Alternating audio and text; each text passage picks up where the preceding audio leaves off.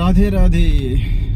আজকে আমার এই ব্যালেনো গাড়িটা সাথী, এই গাড়িটা নিয়ে আজকে আমি ওয়ার্কশপে যাচ্ছি। এই গাড়িটার ডিসপ্লেটা টাচ কাজ করছে না। তেমাথানি ওয়ার্কশপ রয়েছে সুজুকির, ওইখানে যাচ্ছি। ওয়ার্কশপে গিয়ে ডিসপ্লেটার কাজ করে নিয়ে আসবো। এর টাচটা কাজ করছে না, এই টাচ স্ক্রিনটা কাজ করছে না কোনো রকম।